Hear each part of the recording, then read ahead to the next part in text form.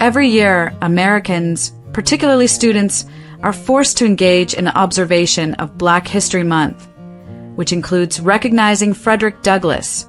Black History Month was established, in part, to honor Douglass, promoting his ideas and writings to the broader public and educational systems.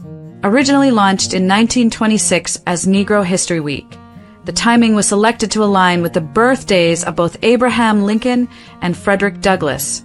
Students are often compelled to acknowledge Douglass as a significant writer and orator, though many might not delve deeply into his actual writings.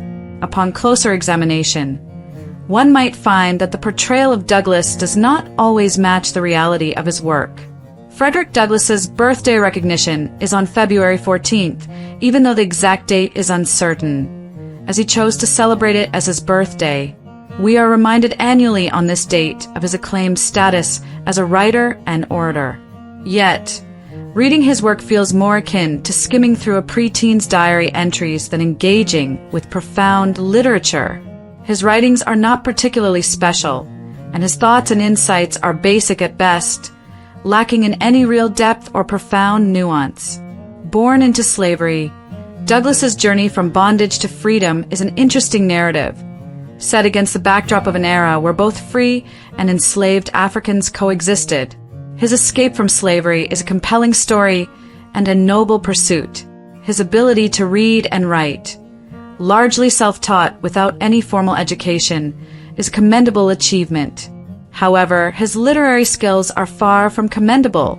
His writing is not only substandard, but often borders on the incoherent, making one question the yearly accolades he receives as a great and eloquent writer.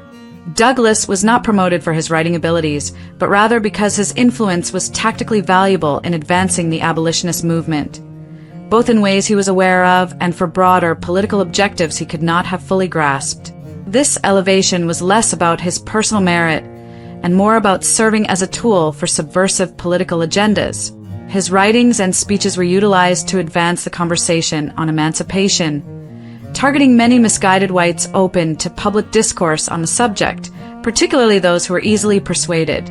Many whites, who arguably should have focused on their own affairs, instead meddled in these issues, driven by a naive belief in equality, more in word than in actual implementation, without comprehending the complexities or potential repercussions of such actions.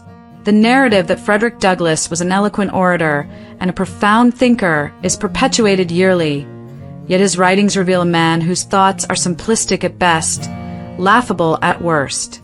His rise to fame was orchestrated by those needing a figurehead for their political machinations, exploiting Douglass's image to advance their social and political agendas.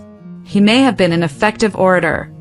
However, public speaking is a skill that can easily be acquired, and the ability to persuasively communicate does not equate to having something significant to say. His thoughts and writings, both his own and recorded by others, reveal a person without understanding or perspective, possessing a very narrow intellectual field of view, whose application on most topics, including the significance of America's founding documents, is not warranted, and his opinion is not wanted. In essence, the annual celebration of Douglass's eloquence and wisdom is a farce.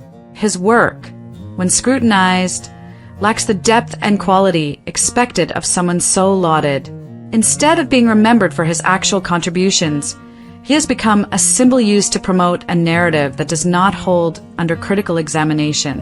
His lowly thoughts and rudimentary writings, akin to those of a childish sage propped up by his promoters, much like the teenage pop stars of today who garner unearned attention, do not serve as a testament to his intellect, but as a reminder of how such figures in the past have been used and how history can be manipulated today to serve contemporary political ends.